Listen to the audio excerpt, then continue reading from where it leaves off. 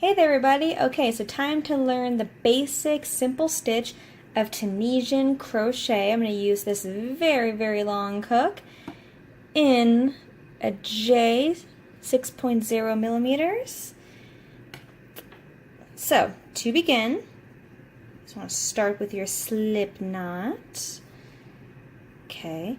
Now this is very simple and it's very easy to in comparison to crocheting, because basically this is the exact same thing. You start with a slip knot and you work your chains. For this tutorial, I'm going to go ahead and do 10 chains. So we got 1, 2, 3, 4, 5, 6, 7, 8, 9, and 10. And yes, working with this super long hook is going to feel a little bit awkward at first, but you will get used to it. Okay, so now instead with normal crocheting, how you work in the top posts of the chains going down, instead of doing like that, we're actually going to look at our work from behind. And you see those little bumps right there?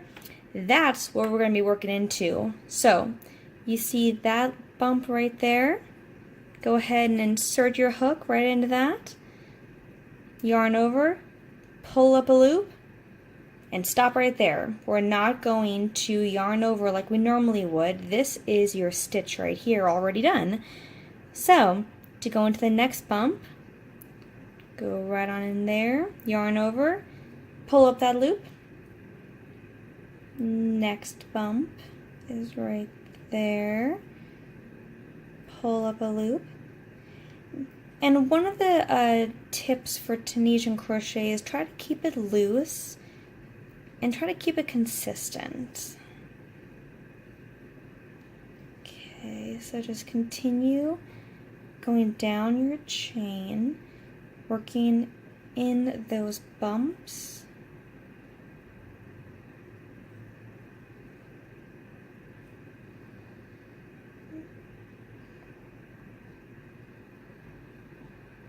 Wiggle that right on in there. Okay, like that. And we got one more right there.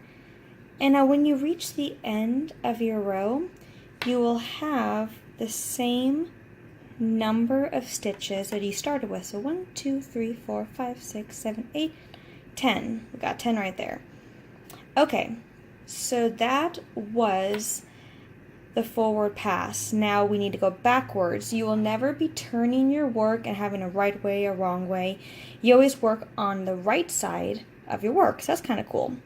So to begin the return pass, simply yarn over and pull through 1.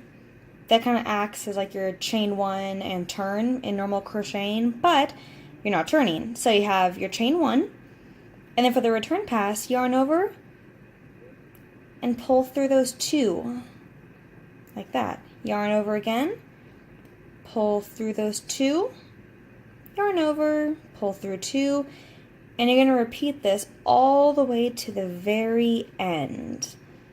So just keep yarning over and keep pulling through 2 loops.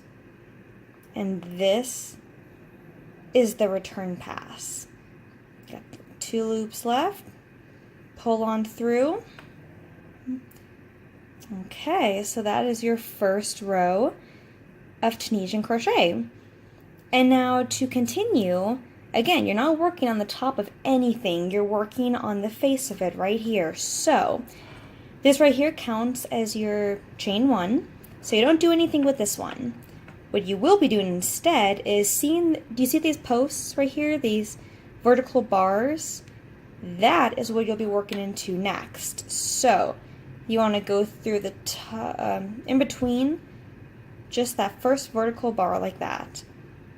Yarn over and pull a loop up. That's it. Go into the next vertical bar like that. Yarn over and pull up. See that kind of pattern that's forming right there? Go into the next, pull up, The next bar, pull up.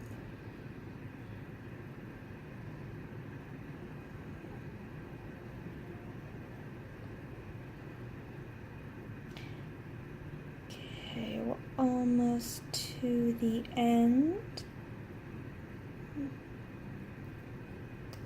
Okay, and the last vertical bar is right there on the very, very end. So slip that on through, yarn over, pull up that last loop. And again, you can always go ahead and count your stitches just to make sure you didn't lose anything. So 1, 2, 3, 4, 5, 6, 7, 8, 9, 10. We are good. So check that out. See, it's forming a little vertical bar pattern. And you're just going to go ahead and continue doing the forward pass like we just did, and the return row like what we're going to be doing now. And if your work starts to curl in like mine's doing right here, honestly, that is just one of the characteristics that come with Tunisian crochet. Is kind of, I don't want to say there's no way to get around it, because you can always go hook size up, try a lighter weight yarn. There's a bunch of ways to do it. You can go ahead and wet block it, but you will always get this little baby curvage right there. So again, we're going to go ahead and yarn over and chain 1, yarn over, go through the 2, yarn over, go through the 2, and again, this is called the reverse, I'm sorry, not the reverse, the return pass.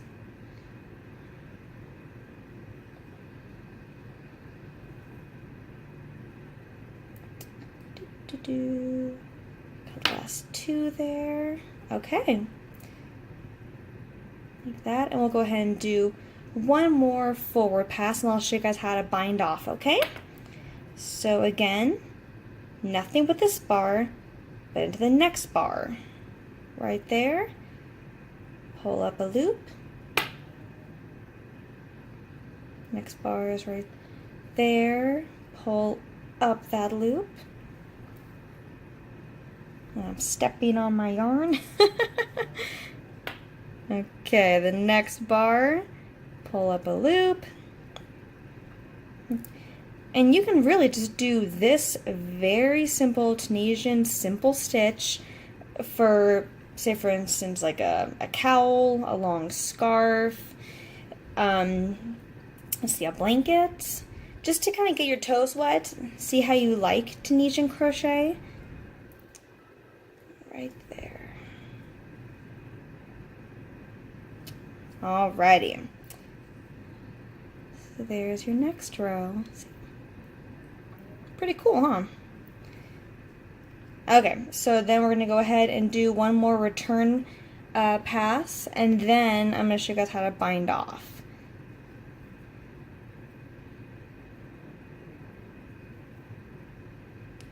Do, do, do, do, do.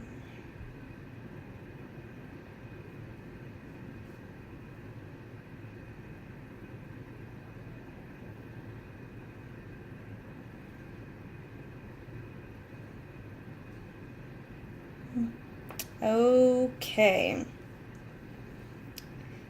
so now it's time to bind this off. So just like you would, you want to go through the vertical bar, yarn over, pull up a loop, but you're going to go through like you would a slip stitch. So it's kind of all you're doing. You're going through the bar, going up and doing a slip stitch, just like this. So into the next bar, yarn over, pull through, and pull through right there. So see, you can kind of see the stitches are coming to a close. Slip stitch, slip stitch, slip stitch.